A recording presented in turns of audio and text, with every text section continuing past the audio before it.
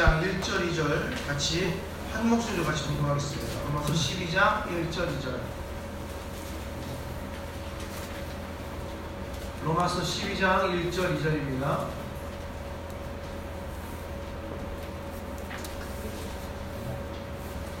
한 목소리 같이 공부합니다. 그러므로 형제들아, 내가 하나님의 모든 자비하심으로 너희를 권하노니 너희 몸을 하나님이 기뻐하시는 거룩한 산제물로 드리라. 이는 너희가 드릴 영적 예배니라. 이 세대를 본받지 말고 오직 마음을 새롭게 함으로 변화를 받아 하나님의 선하시고 기뻐하시고 온전하신 뜻이 무엇인지 분별하도록 하라. 아멘. 잠깐 기도하겠습니다. 귀하신 주님, 감사합니다. 주님께만 집중할 수 있는 이 아침 되게 하시고 주님의 나라와 영광을 위해서, 주님의 의를 위해서 하루하루 지낼 수 있는 우리 인생 넷으로 주께서 붙잡아 주시고 역사해 주시기를 간절히 원합니다.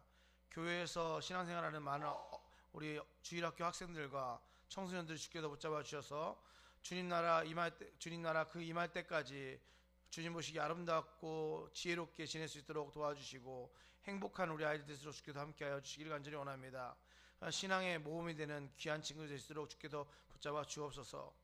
또한 우리 청년들도 주께서 붙잡아 주셔서 사회 속에서 이 모양 저 모양 살아갈 때마다 기독교적 가치관과 세계관을 가지고 사회의 도전에 대한 응전할 수 있는 귀한 청년들로 삼아주시고 정말 하나님의 향기를 드러내는데 또한 예수로서의 편지로서의 삶을 사는데 부족하지 않도록 주께서 함께 해주시고 붙잡아 주시기를 간절히 원합니다. 어르신들 건강하게 하시고 늘 행복하게 하시고 또한 자녀들을 위해서 기도하는데 소홀하지 않는 귀한 어르신들로 삼아주시고 주의 나라 주의 영광에 특별히 교회 덕을 세우는데 모범이 될 수 있도록 주께서 어르신들을 붙잡아 주옵소서. 우리들도 주께서 붙잡아 주셔서 우리 장년들도 정말 교회의 기둥과 허리된 자로서 정말 교회를 사랑하고 또한 덕스럽게 하며 또한 교회의 부흥과 발전을 위해서 기도하고 노력하는 귀한 장년들로 주께서 붙잡아 주시기를 간절히 원합니다. 오늘도 말씀 앞에 두려운 마음으로 섭니다. 말씀이 선포될 때마다 주님 보시기에 귀하게 하시고 아멘으로 화답하며 하나님께 영광 돌릴 수 있는 귀한 시간 될수록 주께서 붙잡아 주옵소서. 또한 드린 예물마다 주께서 함께 해주시고 드린 자마다 하늘의 신령한 복과 땅의 기름진 복을 누릴 수 있도록 주께서 도와주시고 이 예물들이 하나님의 나라와 영광을 위해서 특별히 교회의 운영을 위해서 잘 활용될 수 있도록 주께서 붙잡아 주옵소서. 더하지도 않게 하시고 고난지도 않게 하셔서 정말 하나님께서 보시기에 아름답게 교회의 재정이 잘 윤택하게 쓰여 있도록 주께서 함께 해 주옵소서. 감사합니다. 주님께만 나아갑니다. 예수님의 이름으로 기도합니다. 오늘 특별히 로마서 12장 1절에서부터 2절의 말씀을 통해서 제사와 제물이라는 제목으로 하나님의 말씀을 나누고자 합니다. 12월까지는 이렇게 제가 좀 고른 주제 가지고 설교를 할 생각이고요. 그 다음에 1월달은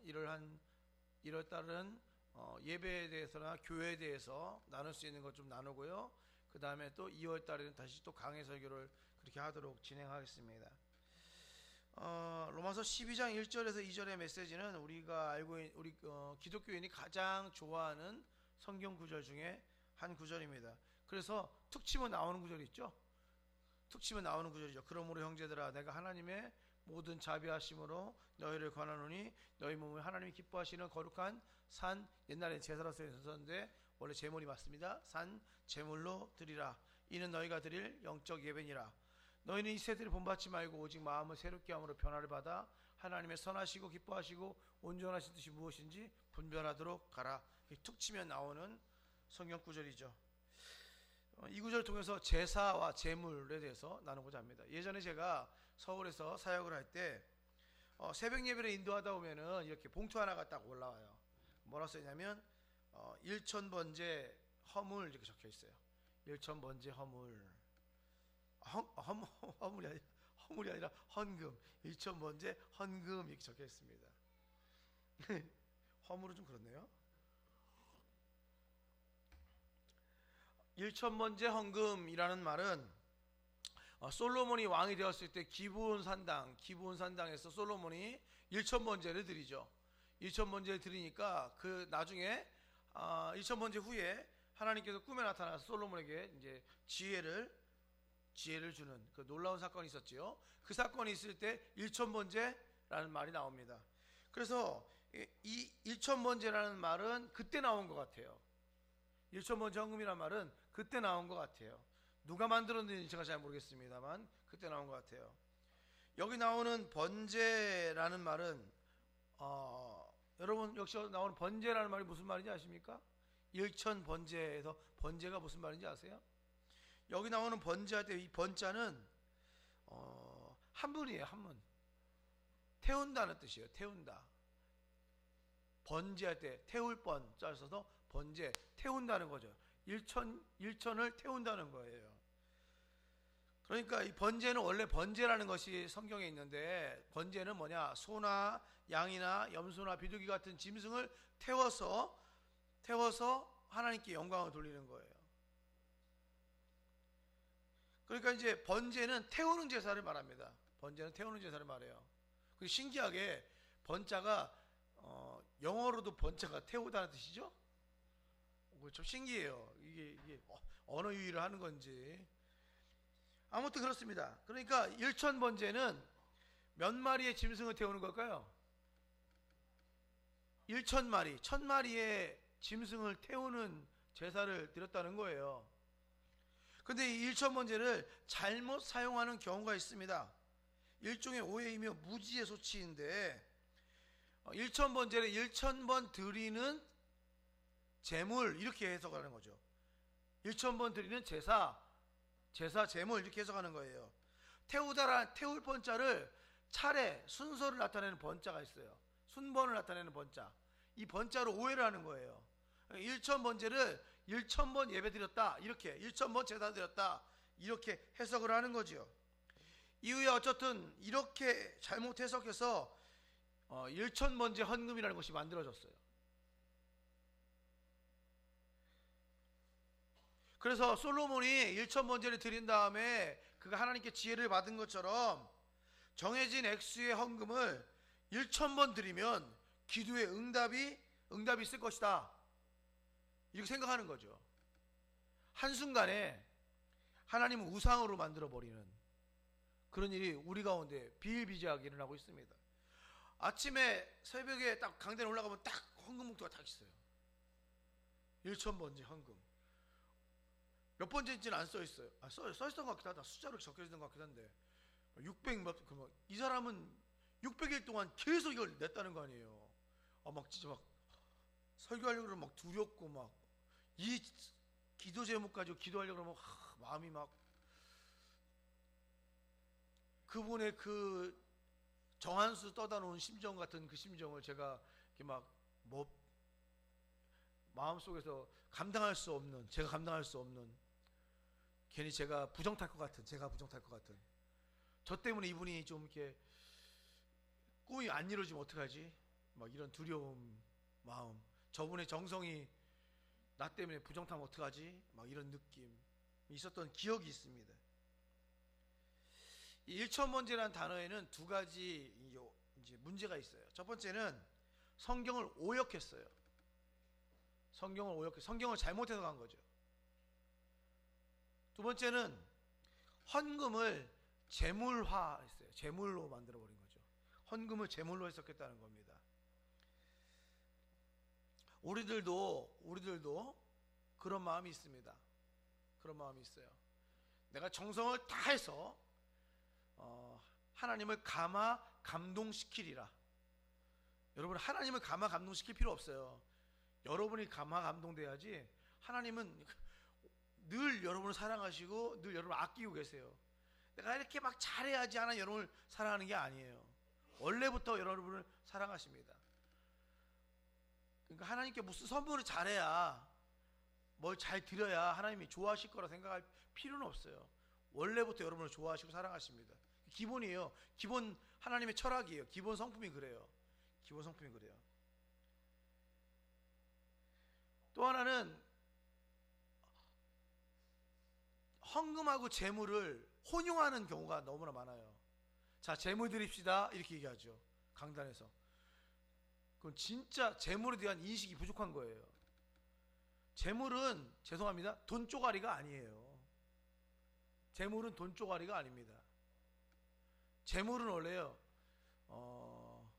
나를 드려야 되는 거예요. 원래는 여러분은 나를 드려야 되는데 이거를 잠깐 돈 쪼가리로 해결하려고 한다고 하면 그건 진짜 신앙생활을 잘못하는 겁니다. 잘못하는 거예요. 그리스도인들이 드리는 헌금은, 그리스도인들이, 잘 들으세요, 단어가 중요합니다. 그리스도인들이 드리는 헌금은 예수님 당시에 이스라엘 사람들이 드리던 제물과는 질적으로 다릅니다. 비슷하지도 않아요. 완벽하게 달라요.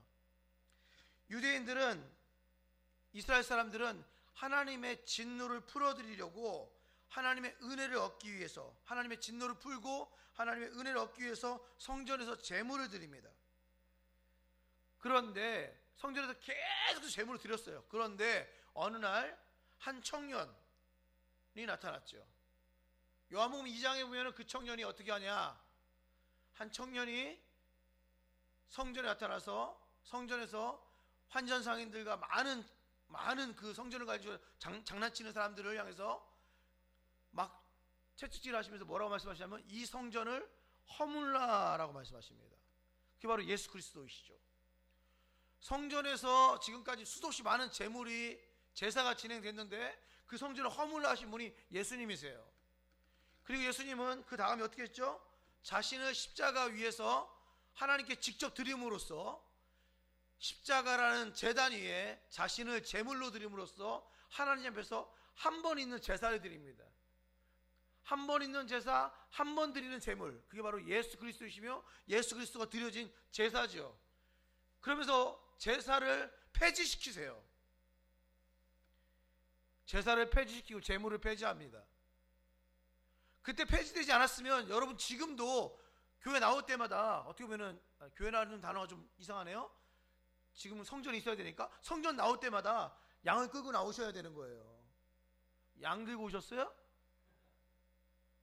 그렇지 않잖아요. 우리는 예수 그리스도 외에는 제물이 필요 없어요. 예수 그리스도가 충분한 제물이세요. 그리고 예수 그리스도로 드려진 제사 외에는 제사가 필요 없어요. 자꾸 기독교인들이 무속신앙에 쩔어 있어서 제사 그러면 우리가 우리 전통 문화 속에서 드려지는 제사와 기독교 문화 속에 드리는 제사를 혼용해서 마치 지금 이 시대에서도 조상신들을 섬기고 조상신들의 그 분노와 진노를 누그러뜨리기 위해서 음식 바치듯이 교회에서도 여전히 하나님의 분노와 진노를 누그러뜨리기 위해서 제물 바치는 그런 식으로 이해하면 안 돼요. 구약 성경을 보면 이 제사가 5종류가 있습니다. 다 아시죠? 다 아시니까 제가 읽어드릴게요. 번제가 있어요. 그리고 화목제가 있고 속죄제가 있고 속건제가 있고 소제가 있습니다. 이거 뭐 다 아시는 거니까 잘 모르시면 저한테 물어보세요. 다시. 또한 이 제사뿐만 아니라 제물도 여러 종류가 있어요. 소, 양, 염소, 비둘기 같은 짐승과 그 다음에 곡식, 포도주 같은 걸 드렸어요. 이것은 어떻게 드렸느냐? 제사의 목적과 그 사람의 상황에 따라서 각각 다르게 드렸어요. 상황과 목적에 맞춰서 드려졌다는 거죠. 그래서 수없이 많은 사람들이 수없이 많은 제사를 드렸기 때문에 성전에서는 늘 1년 내내 제사와 제물이 계속해서 이렇게 드려지는 사람들로 가득했습니다. 왜 제사와 제물을 드렸을까요? 가장 근본적인 이유는 하나님께 감사하기 때문이었어요. 하나님께 감사하려고. 그런데 어느 순간 이스라엘 사람들은 하나님의 은혜를 점점 망각하게 됩니다. 그리고 결국에는 이제 율법주의가 되는 거죠. 은혜는 망각하고 감사는 망각하고 율법주의가 된다는 건 무슨 말입니까? 드리는 행위, 드리는 형식은 남아있는데, 툴은 남아있는데 왜 드리는지에 대한 내용, 본질은 사라졌다는 거예요. 예를 들면 이런 거죠. 부모님의 은혜를 기억하고 감사해서 효도하던 사람이 점차 시간이 지남에 따라 그 은혜에 대해서 둔감해져 나중에는 감사하는 마음 이런 것 때문에 부모님께 효도하는 게 아니라 무엇으로? 의무감, 책임감으로, 그리고 남들 다 하니까, 어버이날이니까, 어머니 생신이니까 의무감, 책임감으로 그 효도를 하는 거예요. 그것을 우리는 그냥 효도로 받아들이는 거죠. 은혜가 메마르면 마음의 효도가 사라지는 것처럼 그마저 이제 효도가 사라지게 되죠. 그러나 형식은 남아있어요. 본질은 사라지고 내용은 사라지고. 그 최소한의 형식이 유대인들에게 있어서 제사와 제물로 드려졌다는 거죠. 구약성경에는 하나님께서 이 제사와 제물을 드리는 이스라엘 사람들을 많이 비판했어요. 성경을 가만히 보면은 이스라엘 사람들이 드리는 제사와 제물을 가장 비판한 분이 누구냐? 하나님이세요. 인간들이 비판한 게 아니라 하나님만 대놓고 비판하세요. 대놓고 비판하십니다. 그 이유는 무엇인가? 그 이유는 자세히 보면 언행일치, 말과 행동이 다르다. 신행일치, 믿는 것과 행동이 다르다. 그러니까 제사 드리는 행위와 제물 드리는 행위와 삶이 다르다는 거죠. 삶이 달랐다는 거예요. 제사와 제물을 드릴 때는 분명히 하나님을 믿는 사람 같은데 일상생활에서는 전혀 하나님을 믿는 사람답지 않게 행동했다는 거죠. 하나님께는 정성을 다하지만, 온갖 정성을 다하지만 하나님의 뜻대로 사는 데는 관심이 없었던 사람들이었어요.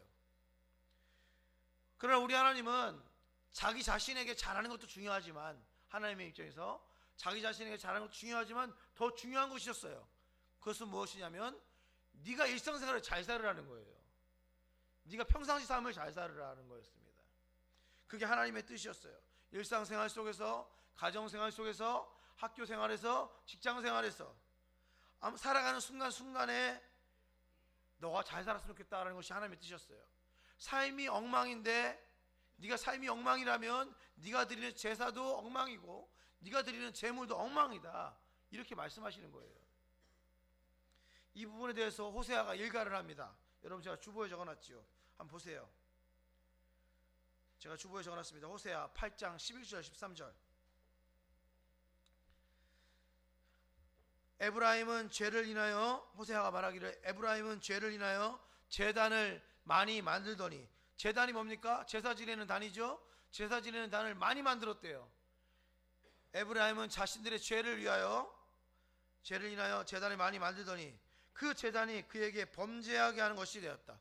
그 제단이 죄를 용서하는 곳이 된 것이 아니라 그 제단이 그들이 죄 짓는 곳이 되었다는 거예요. 그 제단이 그에게 범죄하게 하는 것이 되었도다. 내가 그를 위하여 내 율법을 만가지로 기록하였으나, 여기서 율법을 만가지로 기록했다는 얘기는 네가 어떻게 살아야 된다는 것을 이야기했다는 거예요.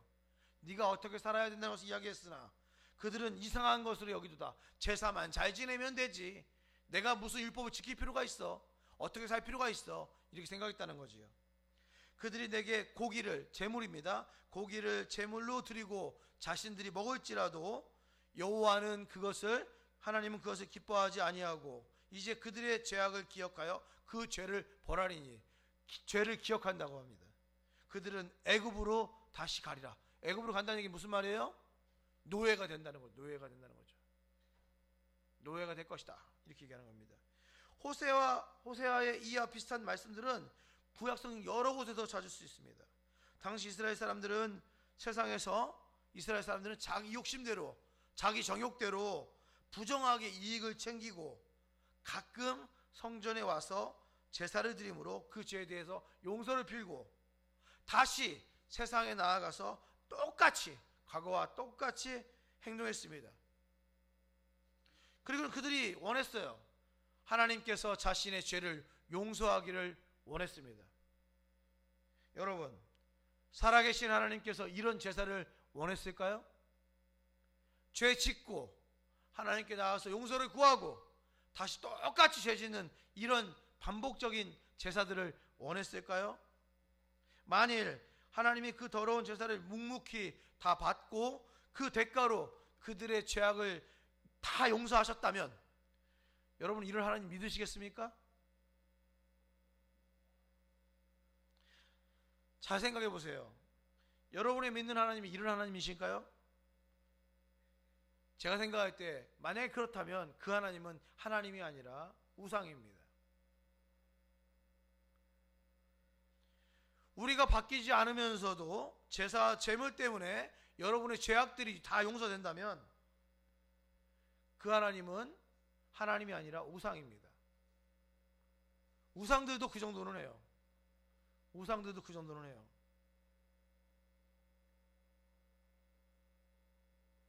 제가 믿는 하나님은 그런 하나님이 아니세요. 제가 믿는 하나님은요, 정의의 하나님이세요. 정의의 하나님이십니다.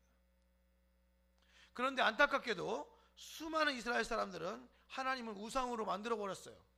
그리고 우상 취급했습니다. 다른 우상들과 같이 대했어요. 그래서 하나님이 어디에만 있기를 원했어요? 어디에만 있기를 원했을까요? 성전 안에만 있기를 원했어요. 성전 안에만 있기를 원했어요. 하나님은 성전 안에만 계세요. 마치 우리가 성경책을 장롱에 쳐박듯이, 성경책을 차 뒷자리에 이렇게 얹어놓듯이 하나님은 성전 안에만 계세요. 이렇게 말하고 있는 거예요. 하나님은 성전 안에만 계시고 또한 우리들이 바치는 제물을 받아 잡수시고 우리가 어떻게 사는지에 대해서는 질끈 눈 감아주세요. 이렇게 말하는 거예요. 이런 것들이 하나님의 관점에서 볼 때, 하나님의 관점에서 본다면 이것은 하나님을 능멸하는 행위입니다. 그래서 하나님이 진노하시는 거예요. 그래서 가증스러워서 예언자들을 통해서 그래서 이야기를 하는 거죠. 니네 그렇게 제사 지낼 바에는 어떻게 해라? 때려쳐라. 니네 그런 제물 바칠 바에는 차라리 지워쳐라. 이렇게 말씀하시는 거예요. 제사보다 제물보다 귀한 것이 무엇입니까? 그것은 하나님이 어떤 분인지를 아는 거예요. 하나님이 어떤 분인지를 아시는 겁니다. 호세아서 6장 6절에는 그래서 이렇게 적어놨어요. 여러분 주보 보세요. 호세 6장 6절 주보에 적어서 같이 한번 읽어볼까요? 6장 6절 같이 읽으면 시작. 나는 인애를 원하고 제사를 원하지 아니하며 번제보다 하나님을 아는 것을 원하노라. 하나님은 인애, 사랑이에요. 진실함, 사랑. 인애, 헤세드죠. 우리 룻기에서 그리 나왔던 헤세드죠. 나는 헤세드를 원하고 제사를 원하는 것이 아니다. 나는 번제보다 나를 아는 것을 원한다. 이렇게 말하는데 우리는 계속해서 우리는 하나님께 제사 지냅니다. 우리는 하나님께 제사 지냅니다. 우리는 하나님께 제사 지냅니다. 이렇게 얘기한다는 거죠.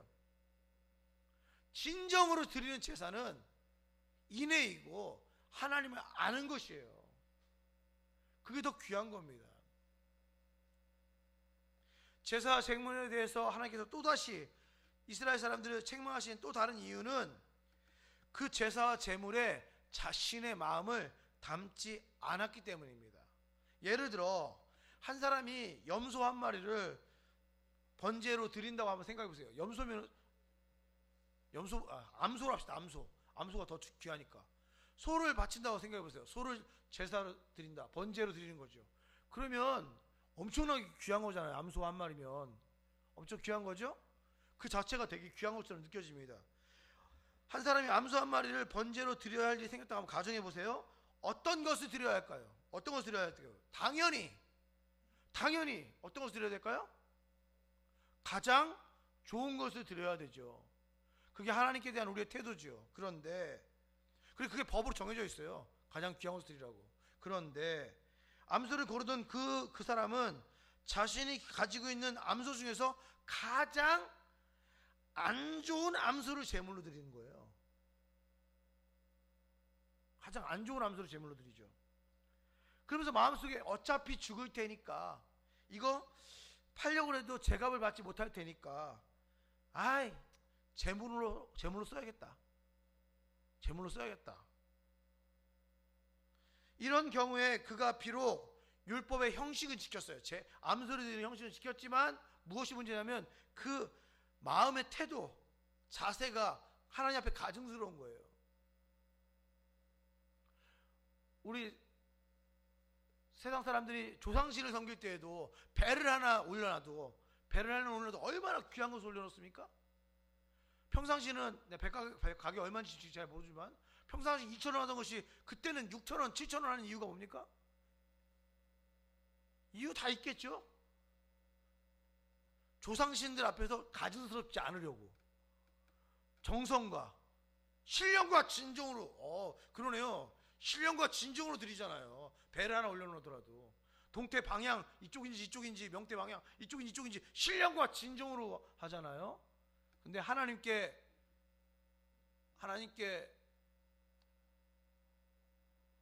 자기가 생각할 때 가장 더러운 것, 추악한 것을 올린다는 거죠. 마치 이거는 무엇과 같냐면, 마치 이것은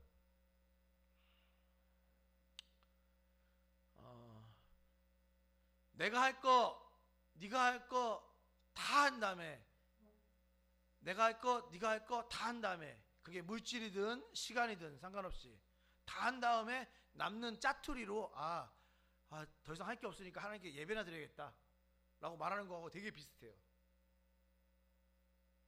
되게 비슷해요.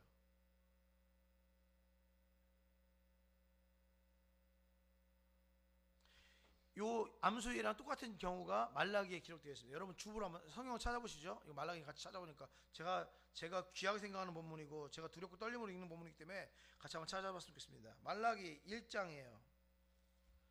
말라기는 구약성경 가장 마지막에 있습니다. 페이지로는 구약성경 1327페이지.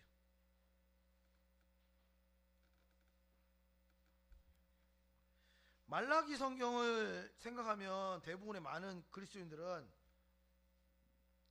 말라기는 11조에 대한 설교야 이렇게 생각하는, 성경이야 라고 생각하는데, 제가 생각할 때 전혀 그렇지 않아요. 말라기는 하나님께서 왜 400여 년 정도 왜 침묵하는지에 대한 책이에요. 제가 볼 때는 하나님이 삐지셨어요. 삐지셔가지고 말하지 않아요. 그래서 말라기에서 갑자기 예언이 끝나는 거야. 제가 볼 때는 그래요. 왜 삐지셨는지를 보세요. 말라기 1장 6절 6절부터 10절까지. 여기서는 제사장들을 욕하는 겁니다. 하나님께서 제사장들을 욕하세요. 내 이름을 멸시하는 제사장들아, 나 만군의 여호와가 너희에게 이르기를, 아들은 그 아버지를, 종은 그 주인을 공경하는데 내가 아버지인데 나를 공경함이 어디 있느냐? 내가 주인인데 나를 두려워함이 어디 있느냐? 하나 너희는 이르기를, 우리가 어떻게 주의 이름을 멸시했습니까? 이렇게 말하는구나. 너희가 더러운 떡을, 잘 보세요, 더러운 떡을 나의 제단에 드리고도 말하기를, 우리가 어떻게 주를 더럽게 하였습니까? 하는구나. 이는 너희가 여호와의 식탁, 하나님의 식탁은 경멸이 여길 것이다 라고 말하기 때문이다. 너희들이 말을 그렇게 한다는 거예요. 야, 하나님의 식탁은 아무것도 아니야. 그러니까 그냥 아무 떡이나 돼도 돼, 이렇게 얘기를 한다는 거죠. 만군의 여호와가 이르노라, 너희는 눈먼 희생제물, 흠있는 희생제물이죠. 흠있는 제물을, 눈먼 희생제물을 바치는 것이 어찌 악하지 아니하며, 저는 것, 다리 다친 거예요. 저는 것, 병든 것을 드리는 것이 어찌 악하지 아니하냐. 엄청 악하다는 거죠. 이제 너희는 그것을 총독, 너희의 군수라든지 아니면 우리 구청장이라든지 시장이라든지 대통령에게 줘보라는 거예요. 이제 그것을 너희 총독에게 드려보라. 그가 너를 기뻐하겠으며 너를 받아 주겠느냐? 절대 안 받는다는 얘기죠. 만군의 여호와가 이르노라, 너희는 나 하나님께 은혜를 구하면서, 하나님 이거 드리면서 이거 은혜 주세요, 저를 용서해 주세요 라고 은혜를 구하면서 우리를 불쌍히 여기서 하여 봐라. 그렇게 해도 너희가 이같이 행하였으니 내가 너희 중 하나인들 받겠느냐? 안 받는다. 니들이 주는 거 절대 안 받는다 이 얘기예요. 안 받는다. 하나도 안 받겠다. 하나인들 받겠느냐? 하나도 안 받겠다. 그런 태도와 그런 자세를 주면. 10절, 만군의 여호와가 이르노라, 너희가 내 제단 위에, 보세요, 제단 위에 헛되이 불사르지 못하게 하기 위하여. 불사르지는 번제를 말합니다. 너희가 내 제단에 와서 번제 못하게 하기 위해서 너희 중에 누군가가 성전 문을 닫을 자가 있었으면 좋겠다. 누군가가 일어나서 성전 문을 좀 닫았으면 좋겠다. 제발 아무도 나한테 번제하지 못하도록, 나한테 이거 드세요라고 말 못하게 닫았으면 좋겠다. 내가 너희를 기뻐하지 아니하며 너희가 손으로 드리는 것을 받지도 아니하리라. 이거 2장 가면 더 심각한데 2장 한번 보실래요? 성경을 읽긴 읽었는데 잘 모르시니까 제가 한 2장 한번 보세요. 2장.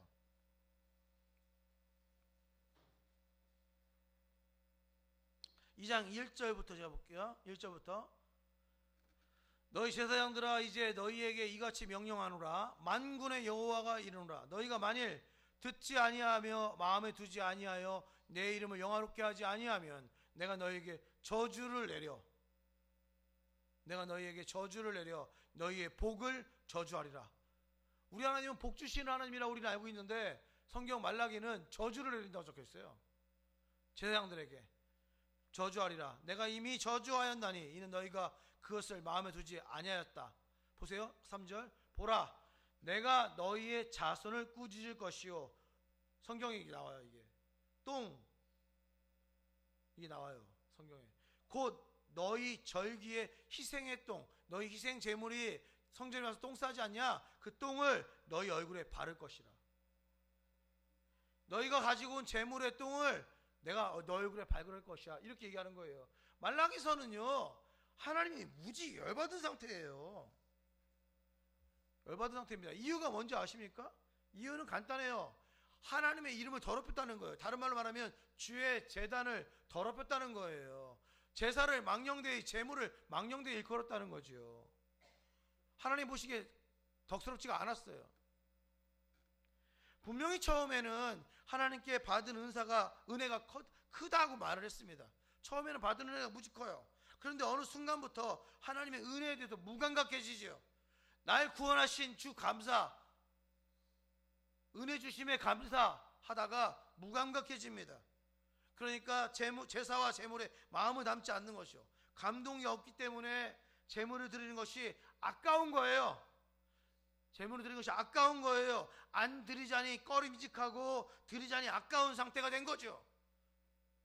그러니까 형식은 지키지만 이 자리에 앉아있지만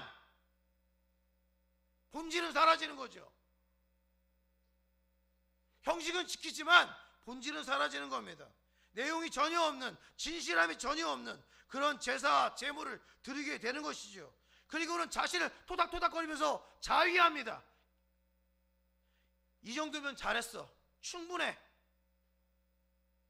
자위하는 거죠. 누구를 만족시켜야 됩니까? 나를 만족시켜야 되나요? 나에게 예비하나요? 아니죠.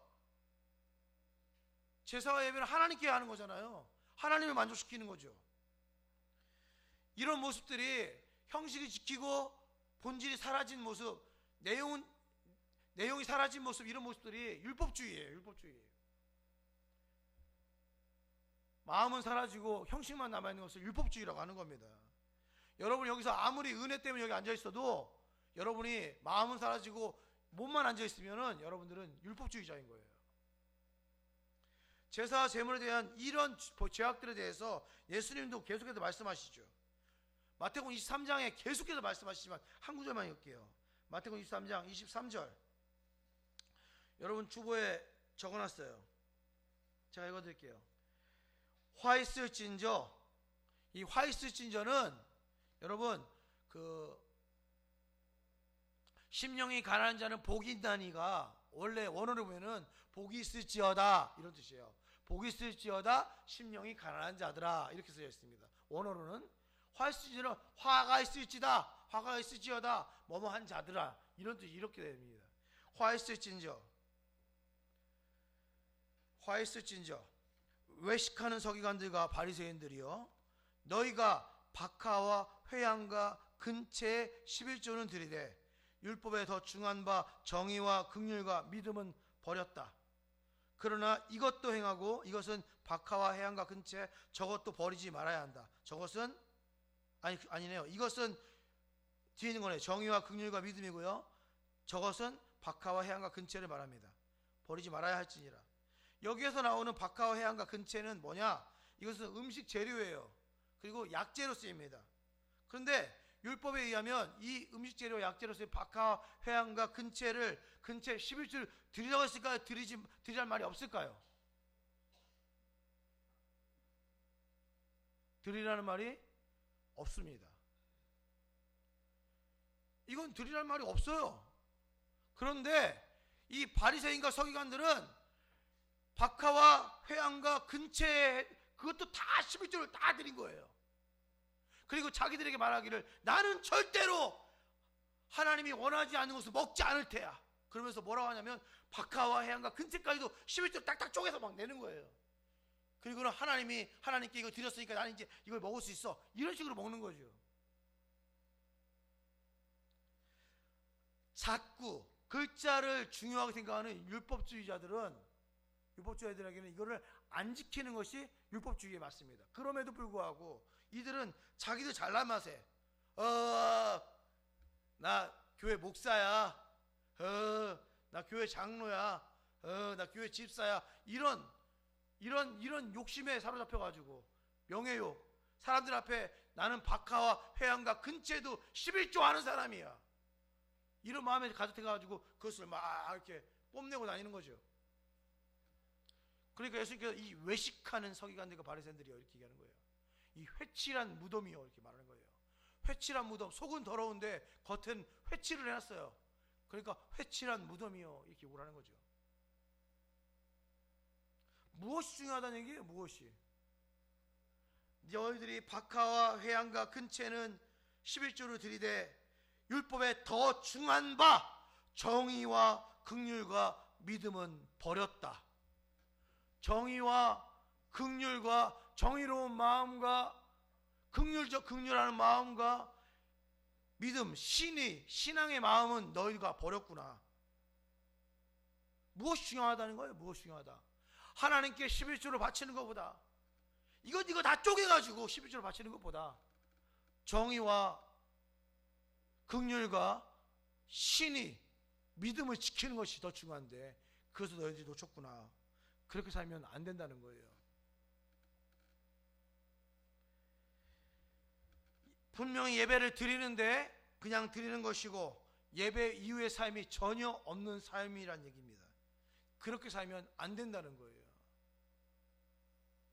예수님은 제사와 제물에 대해서 이스라엘 사람들의 잘못을 비판하는 데서만 끝나지 않았어요. 저는 그래서 예수님을 좋아해요. 예수님은 비판하는 데서만 끝나지 않았어요. 행동하시는 예수님이시죠. 예수님은 분명히 예루살렘 성전을 향해서 요한복음 2장에 이 성전을 허물라 내가 다시 지으리라 이렇게 말씀하셨어요. 거기서 말하는 성전은 뭡니까?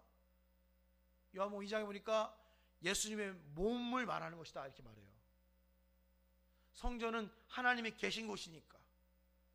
성전은 하나님이 계신 곳이니까. 거기서 성전을 허물라 해서 끝나지 아니하고 십자가 위에서 자신을 드림으로, 자신을 제물로 드림으로 모든 제사를 폐지시켜 버리시죠.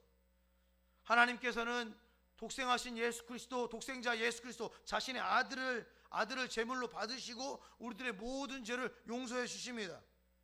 예수님의 보혈로 인해서 우리의 모든 죄가 용서를 받았어요. 이제 우리들은 제사와 제물 없이, 제사가 뭐랬어요? 제물이 뭐랬어요? 하나님의 진노, 죄인된 나에 대한 하나님의 진노, 분노를 누그러뜨리기 위해서 하나님께 바치는 거예요. 그게 제사와 제물이에요. 근데 하나님께서 우리에 대한 분노와 진노가 누그러졌어요. 왜요? 예수 그리스도가 십자가 지심으로 우리의 모든 죄를 짊어지셨으니까, 예수님 때문에 모든 죄가 해결됐으니까 하나님이 진노하지 않으세요. 우리는 하나님께 예수님이 드려짐으로써 제사가 끝난 거죠. 제사가 종결된 겁니다. 이제 우리들은 제사와 제물 없이도 하나님 앞에 담대하게 나갈 수 있어요. 휘장이 찢어짐으로 하나님께 나아가는 산길, 산범 대신 예수 그리스도를 통해서 하나님께 나아갈 수 있게 된 존재라는 거죠. 그래서 지금 이 시대에는 제사가 필요가 없습니다. 여러분들이 모이는 이 모임도 제사가 아니에요.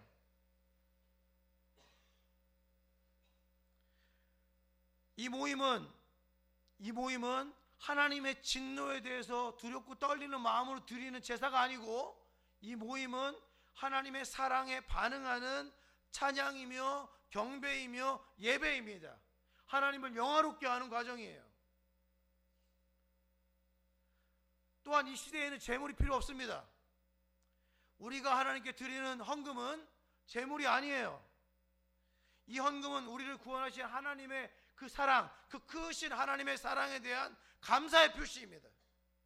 감사합니다라는 뜻이에요.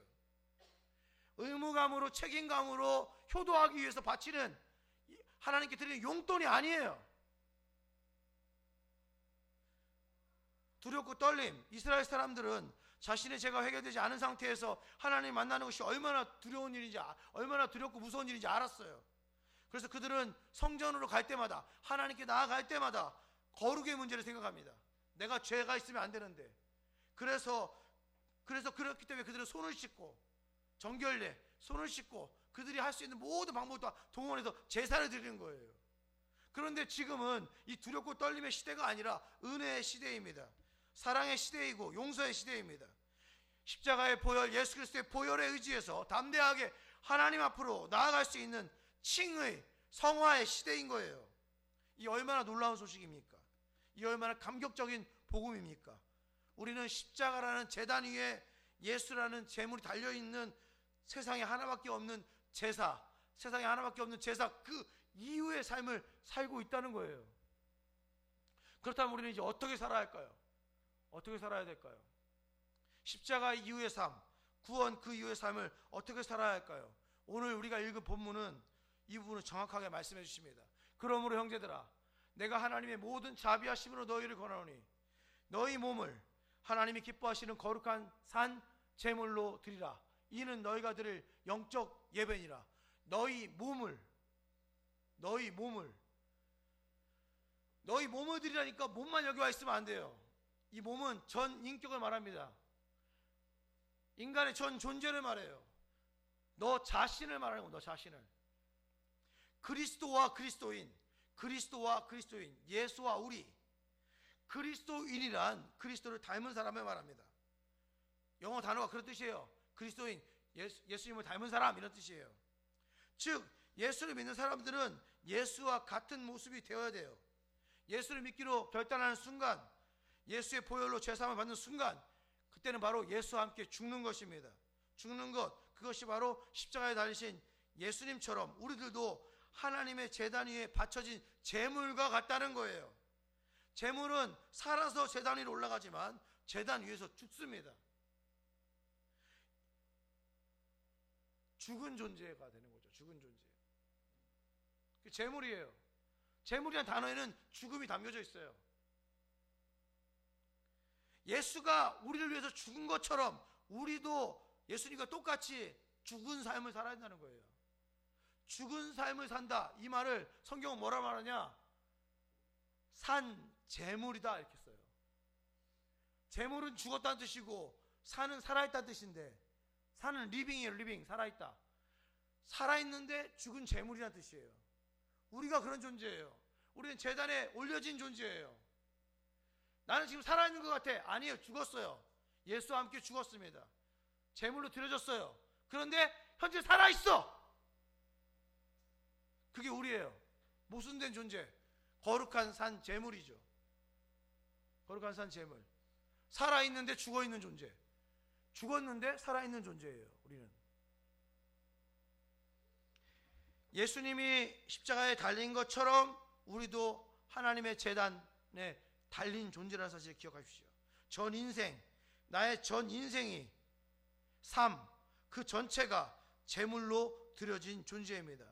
순간순간의 시간의 일부가 바쳐진 존재가 아니고, 물질의 일부만 떼어 바쳐진 존재가 아니고, 전 인생이, 삶 전체가 제사요 제물로 드려진 존재라는 사실을 기억하십시오.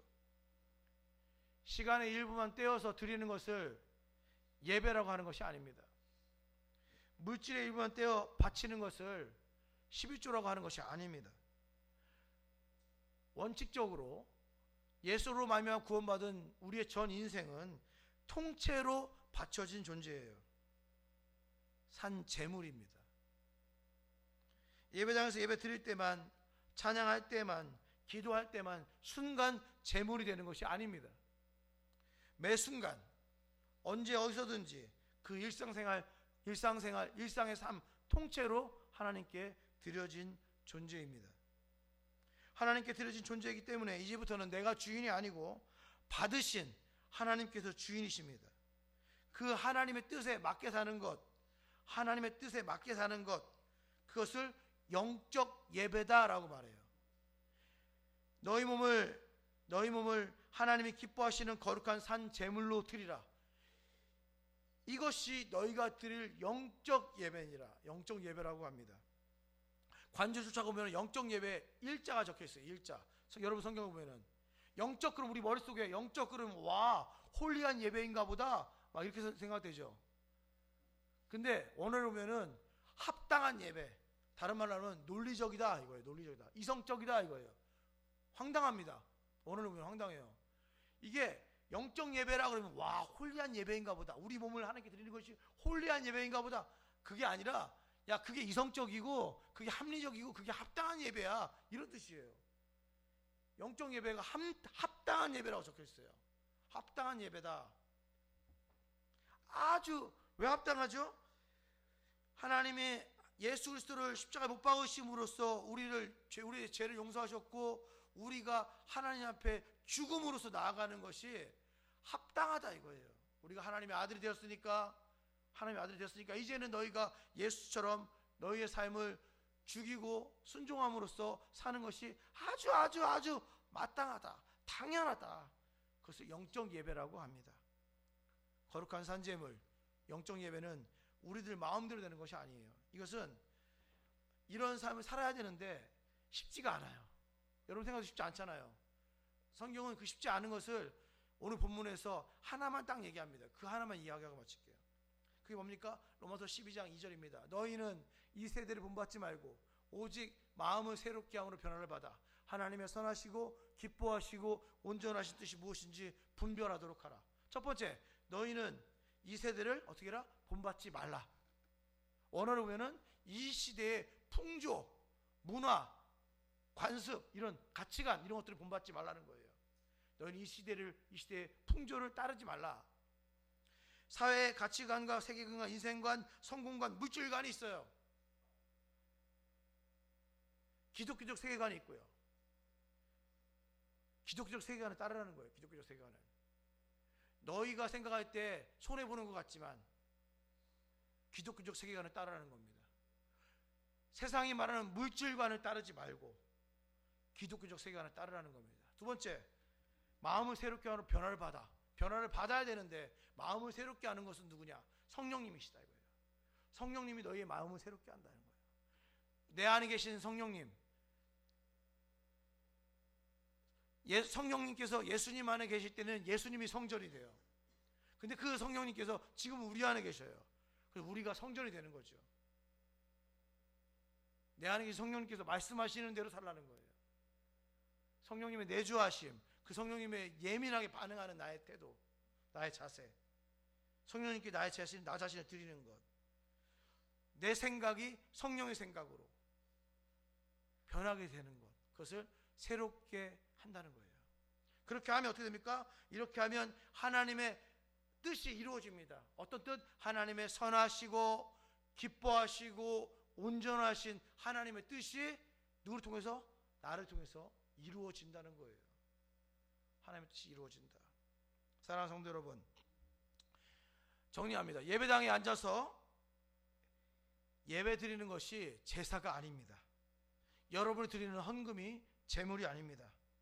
여러분의 삶 그 자체가, 여러분의 몸 그 자체가 제사이고 제물입니다. 이걸 기억하시길 바랍니다. 그래서 날마다 여러분의 가정에서, 여러분의 학교에서, 여러분의 직장에서 영적 예배, 합당한 예배를 드리면서 사시기를 간절히 바랍니다. 늘 생각하십시오. 예수님 걸으신 그 발자취를 나도 따라 걷는다. 예수님이 올려진 그 십자가에 나도 따라 올려진다. 그래서 날마다 죽는 거룩한 산 제물의 삶을 살겠다 결단하시는 여러분 되시기를 주님의 이름으로 소원합니다. 할렐루야. 존귀하신 주님, 그렇습니다.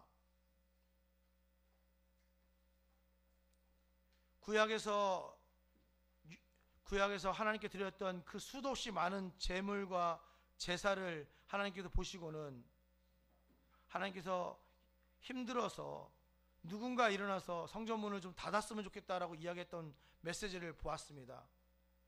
이제 우리가 말과 혀로만 하나님을 사랑한다 하지 아니하고 우리가 그냥 몸만 여기 와서 예배드리는 것이 아니라 온 마음과 정성을 다해서 신령과 진정으로 하나님께 집중하며 예배하는 삶, 하나님께 집중하며 나 자신을 드리는 삶 살 수 있도록 주께서 함께해 주옵소서. 그게 예배의 본질이고 헌금의 본질인 것을 인식하게 하여 주옵소서. 감사드리며 예수님의 이름으로 기도합니다.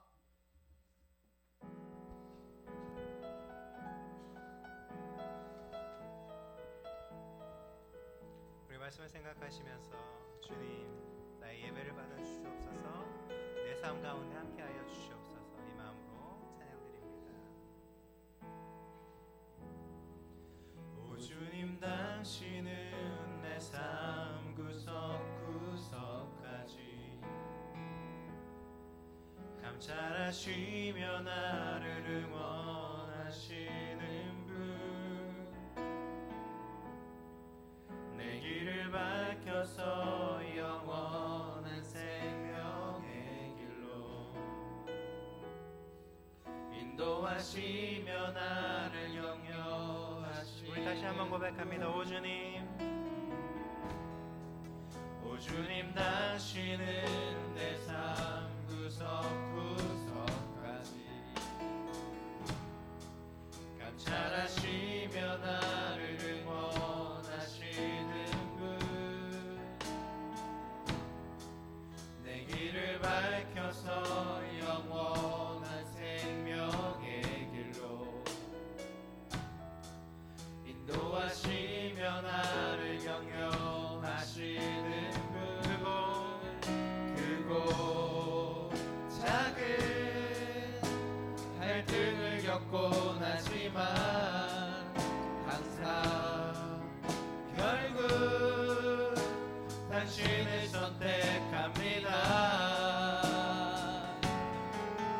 나의 유일한 고백의 대상은 오직 아름다운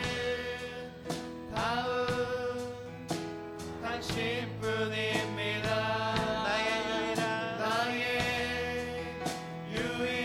유일한 고백의 대상은 오직 아름다운 당신뿐입니다. 나의 예배를 받으소서. 홀로 영광을 받으소서. 주여, 나의 주여.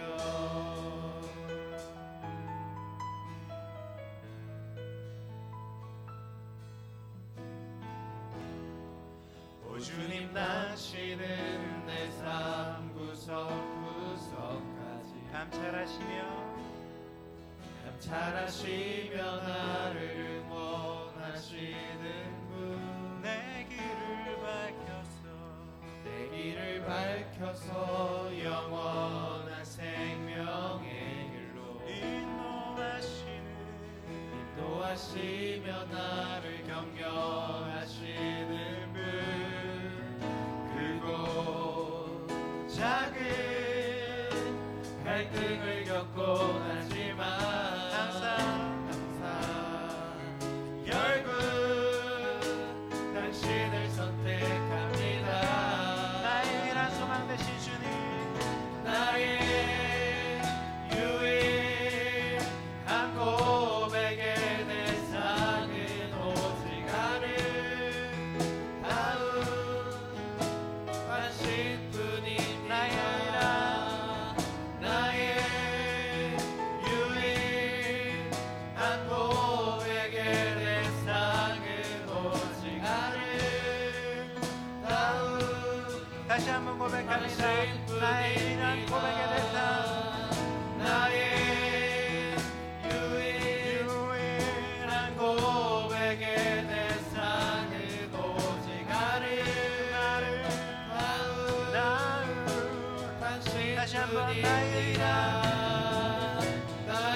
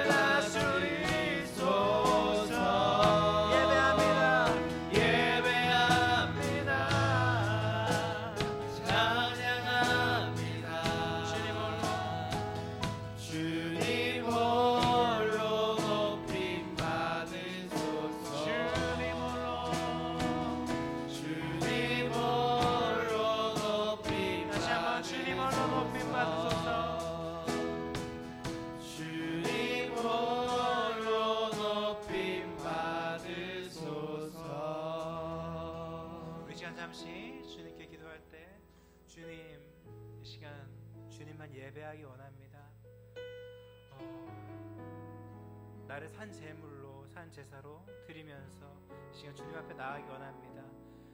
오직 성전에만 묶어놓는 하나님이 아니라 나의 삶 가운데 구석구석까지 동행하시는 우리 주님께 예배하는 우리가 되기 원합니다. 우리 이렇게 주님께 고백하면서 나의 삶 항상 동행하여 주시옵소서. 주님만 예배하기 원합니다. 이런 마음으로 주님께 기도합니다. 하나님 아버지, 나의 삶 구석구석까지, 나의 삶 언제까지나 영원토록 동행하시는 우리 주님께서 이 시간에 예배를 받아 주시옵소서. 나 예배를 받아 주시고 내가 오직 주님만 높일 수 있도록, 주님만 예배할 수 있도록, 주님만 나의 오늘은 고백의 대상이 되게 이 시간 아버지 고백할 수 있도록 주님이 함께하여 주시옵소서. 우리의 삶 가운데 영원히 함께하게 주시옵고, 우리의 삶 가운데 아버지 동행하여 주시옵고, 우리의 예배를 받아 주시옵고, 이 예배 시간 가운데 주인이 되어 주시는 우리 주님께서 이 시간에도 우리와 함께해 주셔서 우리의 예배를 함께 주시고 우리의 찬양을 받아 주시옵소서. 오직 주님만 받아 주시옵소서. 오직 주님만이 아버지 예배로 동행하여 주시옵소서. 우리 주님을 높이는 우리가 될 수 있도록 주님 인도하여 주시옵소서.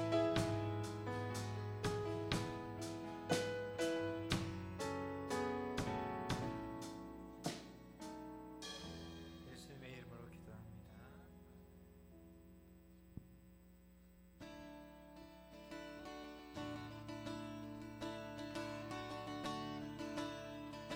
우리 다 같이 주님 앞에 찬양의 제사로 나아갑니다. 주의 이름 안에서 주의 성소로 가네. 영광스러운 이곳에 우리 기쁘게 왔네. 거룩한 보좌 앞에서 따스함을 느끼네. 우리 마음 경배하며 찬양의 제사 드리네. 찬양의 제사 드리며 성소로 들어갑니다.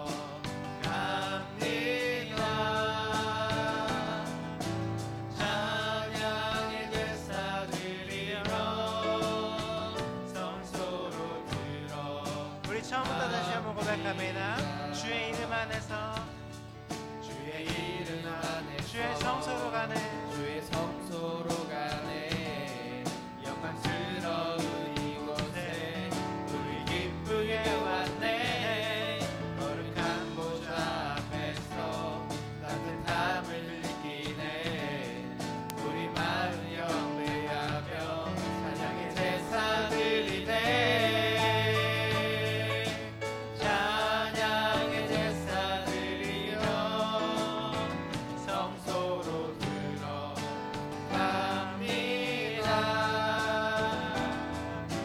찬양의 제사 드리며 성소로 들어갑니다. 우리 모두 주님께 우리 모두 주님께 감사의 제사를 드리세. 우리 모두 주님께 기쁨의 제사 드리네. 우리 처음부터 다시 한번 고백합니다. 주의 말씀 주시고 주의 말씀 주시고 우리 감사드리세. 우리 감사드리네. 주의 날개 그늘 주의 미 날개 그늘 밑 우리 피난 처해네. 주의 길을 따르며 우리 주께 순종해. 모든 상황 속에서도 찬양의 제사 드리네. 찬양의 제사 드리며 찬양의 제사 드리며 성소로 들어갑니다.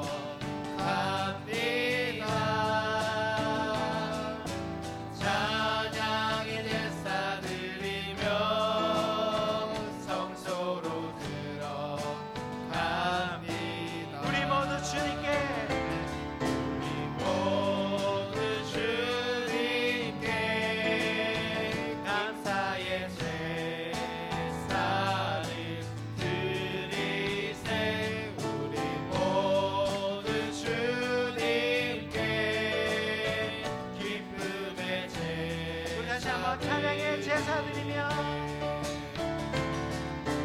찬양의 제사 드리며 성소로 들어갑니다. 성소로 들어갑니다. 찬양의 제사 드리며 성소로 들어갑니다. 우리 모두 주님께 우리 모두 주님께 감사의 제사를 드리세. 우리 모두 주님께 기쁨의 다시 한번 우리 모두 주님께 우리 모두 주님께 감사의 제사를 드리세. 우리 모두 주님께 기쁨의 제사 드리네. 우리 모두 주님께 감사의 예배를 드리세. 감사의 예배를 드리. 우리 모두 주님께 우리 모두 기쁨의 예배 드리세. 기쁨의 예배 드리네.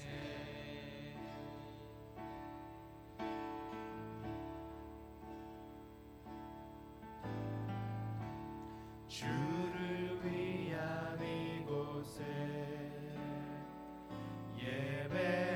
예배하는 자들 중에 그가 찾는이 없어. 주님께서 슬퍼하시네. 주님이 찾으신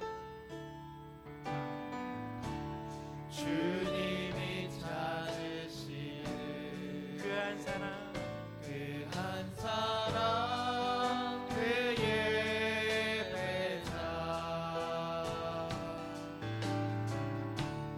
내가 그 사람 되기 간절히 주께 예배하네.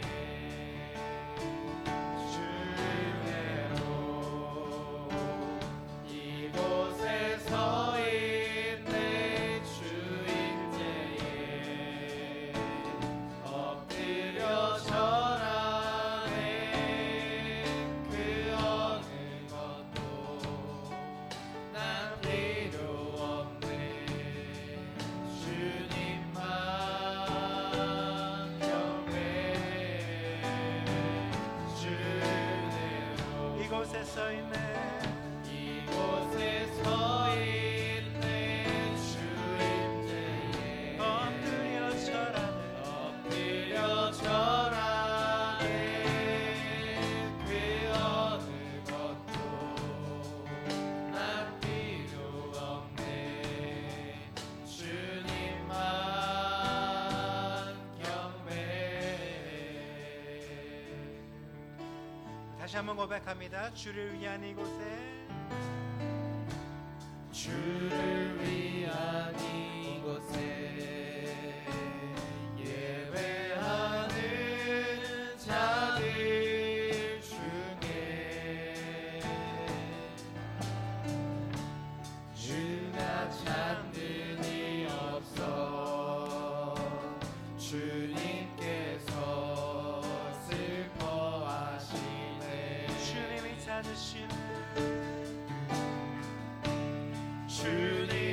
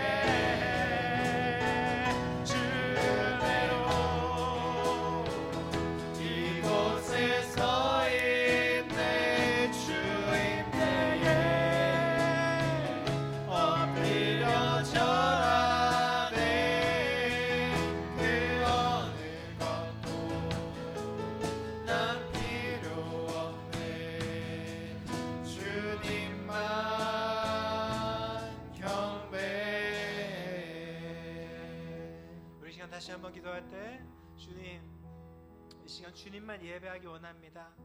다른 거 필요 없고요, 오직 주님만 나의 삶의 주인이 되어 주시옵고, 나의 삶 가운데 이곳 예배당뿐만 아니라 집에 돌아가서도 어느 곳에서도 주님 잊지 않고 내 삶 동행하시는 우리 주님만 예배하기 원합니다.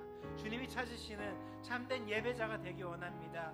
그냥 외식하는 자들이 아니라 주님만 온전히 내 마음 깊숙이, 내 삶 깊숙이, 나의 삶 구석구석까지 모든 것 다해 주님께 예배할 수 있는 그런 사람이 되기 원합니다. 이렇게 다짐하면서 주님께 기도로 나아갑니다. 하나님 아버지, 우리 삶 가운데 역사하시는 주님께서 우리 삶의 예배를 받아주시옵고, 우리 삶 가운데 온전히 주님께 예배하는 삶, 주님께 드려지는 삶, 주님께 바치는 삶 될 수 있도록 오직 주님 함께하여 주시옵소서.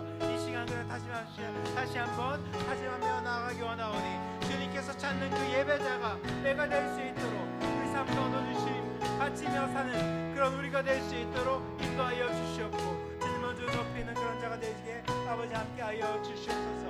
우리의 삶에 영원토록 함께하여 주시는 우리 주님께 예배할 수 있는 우리가 되게 하여 주시옵소서. 주님만 높이는 그런 자가 될 수 있도록 아버지 주와 함께하여 주시옵소서.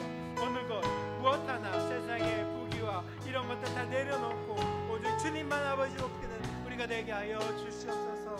오직 주님만 높이는 우리가 될 수 있도록 주님이시여 함께하여 주시옵소서. 나의 유일한 고백의 대상은 오직 아름다운 당신뿐입니다. 나의 유일한 고백의 대상은 오직 아름다운 당신. 다시 한번 고백합니다. 나의 유일한 고백의 대상, 나의 유일한 고백의 대상은 오직 아름다운 당신뿐이. 나의 유일한 고백의 대상 주님, 나의 유일한 고백의 대상은 오직 아름다운. 우리 마지막으로 한 번 더 고백합니다. 나의 유일한 고백의 대상은 오직 아름다운 당신뿐입니다. 나의 예배를 받으소서, 홀로 영광을 받으소서 주여. 나의 주여, 나의 예배를 받으소서. 나의 예배를 받으소서, 홀로 영광을 받으소서 주여. 나의 주여.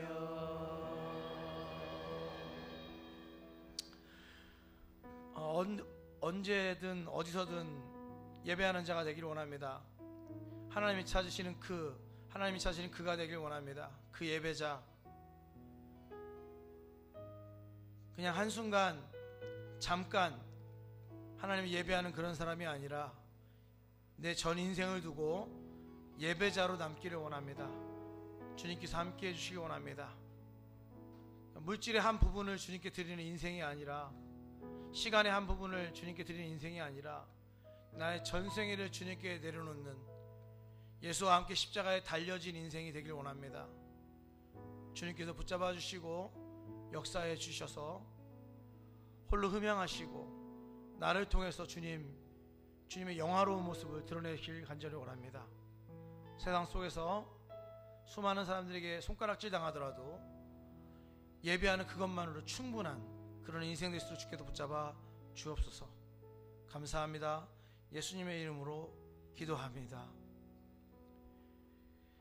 이제는 우리 주 예수 그리스도의 은혜와 그 크신 하나님의 사랑하심과 성령 하나님의 가망 없는 역사하심이 인생을 예배하며 살기로 결단하는 사랑하는 성도님들 머리 위에 이제로부터 영원까지 함께 있을지어다. 아멘.